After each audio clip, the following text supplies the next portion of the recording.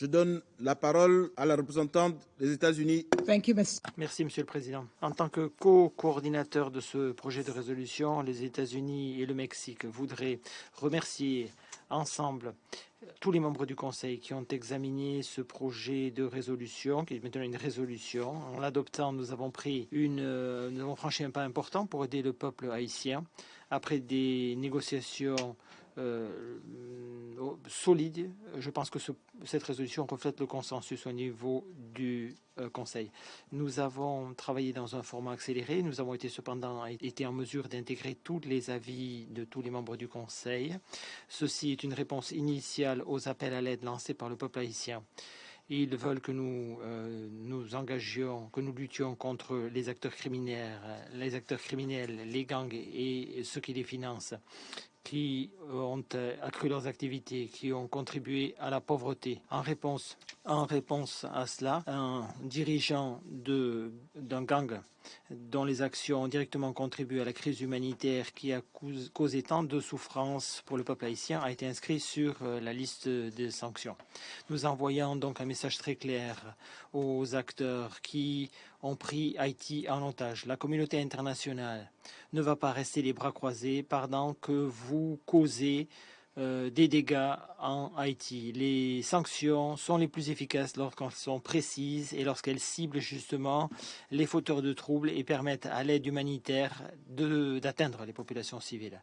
La résolution que nous avons adoptée aujourd'hui nous permet d'atteindre ces deux objectifs. Nous avons également travaillé à l'introduction de méthodes bien définies de manière à mesurer à intervalles réguliers l'efficacité de ce régime de sanctions. Et je remercie mes collègues pour les avis tranchés et les positions tranchées qu'ils ont prises sur la question. Nous avons jeté les bases d'une action à venir qui permettra de lutter contre les acteurs criminels et ceux qui les financent et les soutiennent. Mais je tiens quand même à souligner ici, chers collègues, que l'adoption de cette résolution aujourd'hui n'est qu'une première étape. Nous avons encore beaucoup à faire. Maintenant que le Conseil de sécurité a engagé une action décisive et déterminée, qu'il a décidé d'envoyer un message très clair à ceux qui financent ces gangs par le biais d'un régime de sanctions précis, nous devons faire fond là-dessus pour relever un autre défi tout aussi urgent, à savoir rétablir la sécurité et apaiser la crise humanitaire en Haïti. Comme je l'ai dit lundi au Conseil, les États-Unis et le Mexique travaillent à l'élaboration d'une résolution qui autoriserait une mission d'assistance au niveau de la sécurité, une mission non onusienne destinée à améliorer la situation sécuritaire et à permettre l'afflux d'une assistance humanitaire qui est désespérément nécessaire. Ceci est non seulement une réponse à l'appel à l'aide du gouvernement haïtien, mais c'est également une réponse à la suggestion du secrétaire général fait au Conseil de sécurité, étant donné la situation sécuritaire qui se détériorait dans ce pays. L'action engagée aujourd'hui est importante, c'est vrai, cependant, nous devons faire de notre mieux pour continuer d'aider le peuple haïtien en cette période difficile. Merci, Monsieur le Président. Je commencerai par remercier les membres du Conseil de sécurité. Je les remercie pour leur participation au processus de négociation. Je les remercie pour leurs observations constructives qui ont permis sans aucun doute de renforcer le texte que nous voulons adopter. Nous nous félicitons que cette adoption se soit faite à l'unanimité. Ainsi, nous pouvons ici prouver l'unité du Conseil sur une question particulièrement difficile et qui n'est pas exempte de polémique. Étant donné la crise que traverse aujourd'hui Haïti, le Conseil de sécurité a envoyé un message très clair. La violence doit cesser. Les auteurs de cette violence ne sauraient rester impunis. Il est également important de mettre en place un embargo pour éviter tout transfert d'armes vers ces acteurs non étatiques qui, en plus de terroriser la population civile, déstabilisent le pays. Comme nous l'avons dit à de multiples reprises ici, le trafic d'armes est un fléau pour beaucoup de pays. Et c'est un fléau contre lequel nous devons lutter avec fermeté. Cette résolution nous permet d'avancer dans ce sens. Cette résolution envoie également un signal très clair. Le Conseil de sécurité ne restera pas les bras croisés et agira non seulement à l'encontre de ceux qui suscitent la violence dans les rues de Haïti, mais également à l'encontre de ceux qui les protègent, les soutiennent et les financent. Ce que les États-Unis et le Mexique se sont efforcés de faire par le biais de ce texte, c'est avant tout de soutenir Haïti dans la lutte que ce pays mène pour mettre en place une coexistence pacifique et pour mettre en place donc une gouvernance démocratique dans ce pays digne de ce nom. Le Mexique tient à réitérer sa pleine solidarité avec ce pays frère qu'est Haïti et exhorte les membres du Conseil de sécurité à continuer de travailler sur les mesures à venir qui devront être prises pour atteindre cet objectif. Merci beaucoup, Monsieur le Président. Monsieur le Président, merci. Lundi, dans cette même salle, le Conseil a débattu de la situation en Haïti. Les membres se sont inquiétés des crises multiples, humanitaires, sécuritaires qui se sont détériorées, ont souligné la nécessité de trouver une solution politique pour apaiser la souffrance des populations et ont appelé à l'unanimité pour qu'une action solide soit engagée pour serrer la vis et lutter contre les gangs criminels. Le Conseil vient d'adopter la résolution, à l'unanimité, la résolution 2653.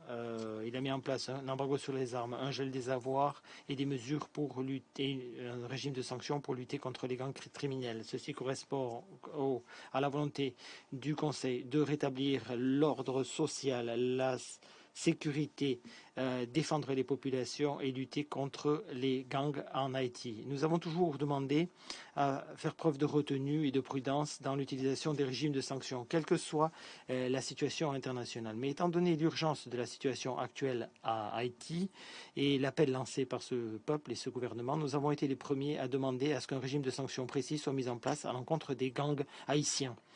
Notre proposition a trouvé écho chez d'autres membres et d'autres pays. Nous félicitons les États-Unis et le Mexique qui sont co-coordinateurs de cette question, qui ont préparé cette résolution, qui sont venus nous voir pour obtenir notre avis, qui ont amélioré constamment le texte. Et nous remercions également les autres membres du Conseil pour leur fait responsable lors des consultations. Merci d'avoir travaillé ensemble pour permettre l'adoption de cette résolution sur une base consensuelle. Monsieur le Président, nous espérons que la résolution 2653 enverra un message très clair aux gangs criminels en Haïti, les exhortant de mettre un terme à leurs activités néfastes qui nuisent à la population et continuer de miner les bases socio-économiques de la société haïtienne. Nous espérons que cette résolution enverra un message très clair aux partis politiques haïtiens. Ceux-ci doivent arrêter immédiatement d'être les complices de ces acteurs criminels, arrêter de lutter et mettre les intérêts de leur peuple et de leur pays en premier et arriver à un consensus sur les structures de l'État et sur la phase de transition, et ce le plus vite possible. Nous espérons également que cette résolution 2653 enverra un message très clair au peuple haïtien, leur prouvant que le Conseil de sécurité reste saisi de la situation et s'inquiète de leur souffrance et s'efforcera de lutter contre ce fléau qu'est la violence et d'alléger le poids qui pèse sur leurs épaules. Haïti est au bord du gouffre, elle a besoin désespérément d'une aide de la communauté internationale. Après l'adoption de cette résolution, le Conseil restera saisi de la situation à Haïti et nous espérons que dans la prochaine phase de nos débats sur la question, nous continuerons de défendre l'esprit d'unité et de coopération et consultation qui a régné ici.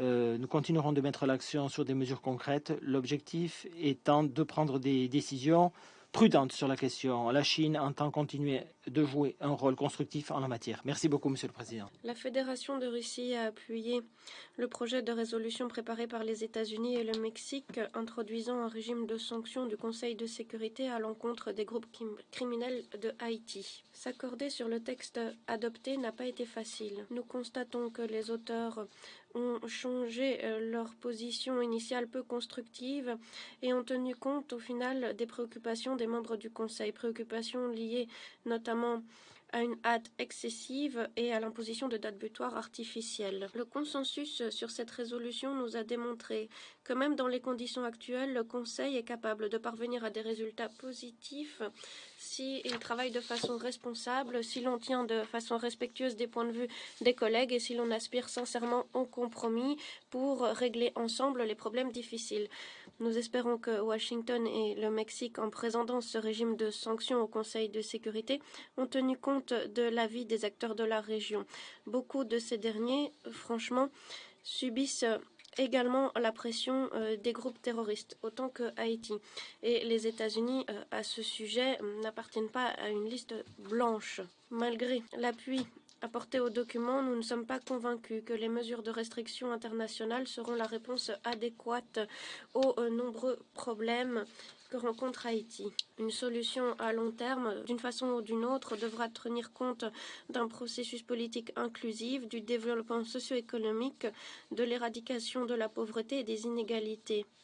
Il convient absolument de renforcer les institutions de l'État du pays sans imposer des mesures de l'extérieur qui caractérise en fait presque toute son histoire contemporaine. Nous constatons que le problème du flux des armes illégales et de la criminalité organisée aux Caraïbes n'est pas directement lié à Port-au-Prince.